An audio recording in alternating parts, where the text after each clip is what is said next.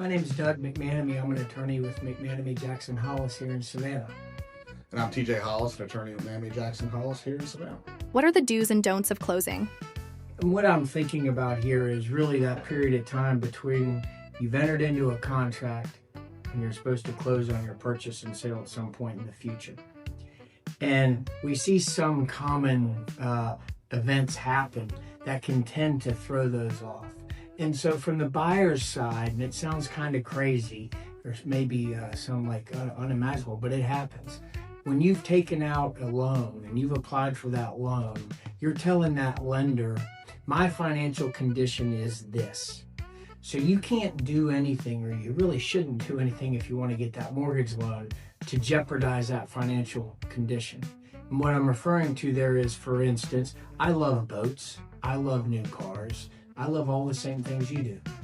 Don't do that between the time of going under contract and closing because you've changed your financial condition. Don't quit your job between the time of entering into a contract and closing because that changes your financial condition.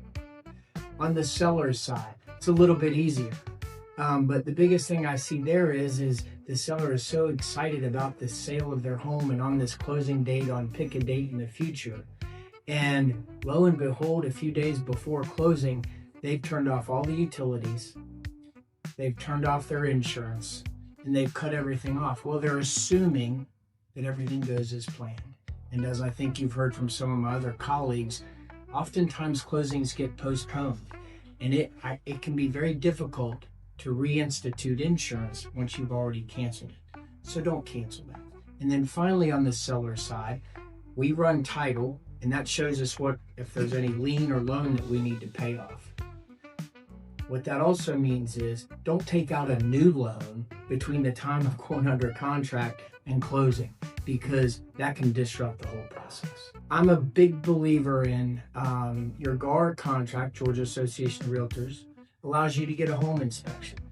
You need to do that. That's a good thing to do. And I'm a big fan of go to the home inspection and puppy dog or follow behind the home inspector.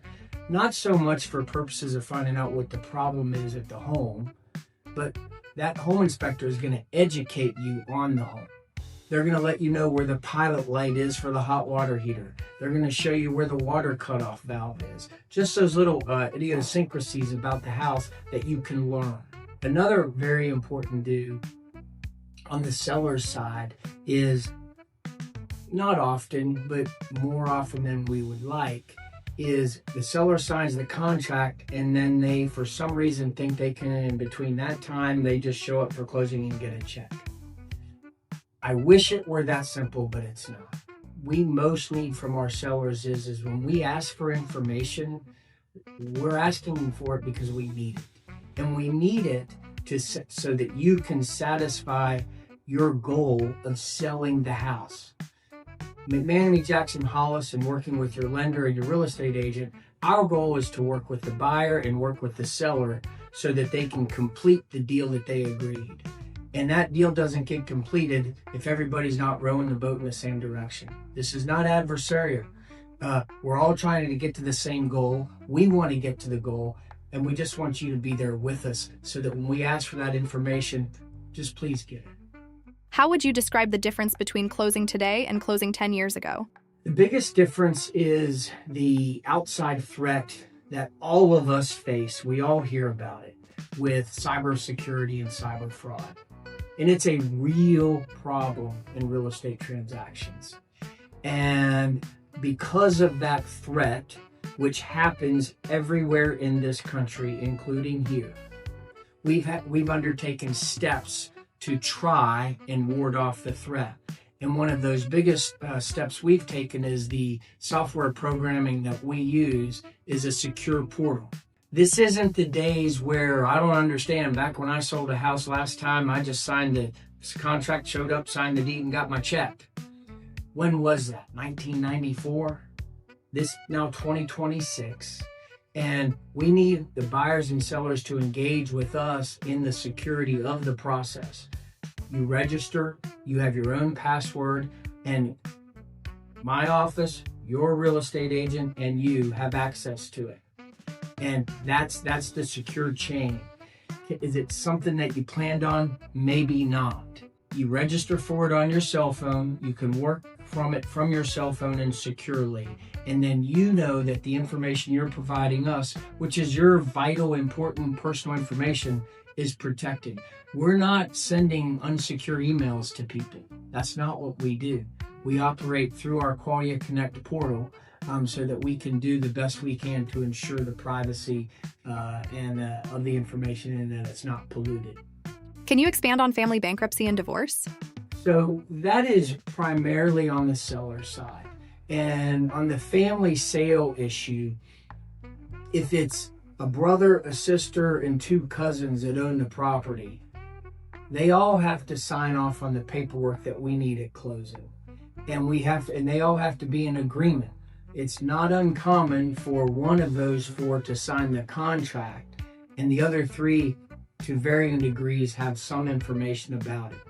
It's important that if you want to sell that property, you know ahead of time before you enter into the contract who needs to be the signer for the seller.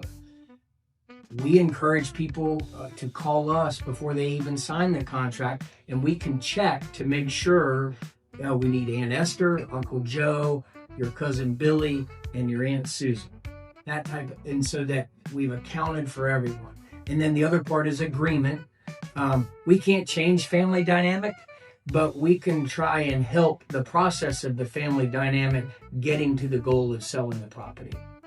In terms of bankruptcy and divorce, a person in bankruptcy can sell property, but the bankruptcy court and the trustee have to approve that. So if a person is in bankruptcy, we need to know that ahead of time. And then we work with them, their bankruptcy attorney, and the bankruptcy court to get the necessary approvals in place.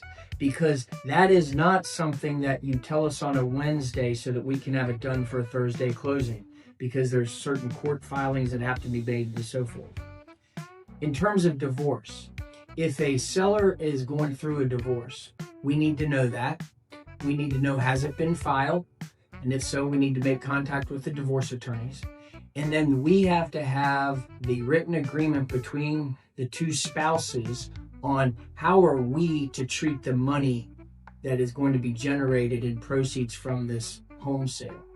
Sometimes there's an agreement, it's 50-50, 60-40, whatever the case may be. You're going to cover this expense and then we'll split the balance. Sometimes the parties haven't agreed, but because we have enough lead time, we can work with the divorce attorneys, and we can make arrangements for the proceeds to be deposited with the court, maybe to be set up in a separate escrow account for the parties so that they can work out their divorce differences. But the house has already been sold, the money's sitting there waiting for everyone to come to terms on how they're going to split that.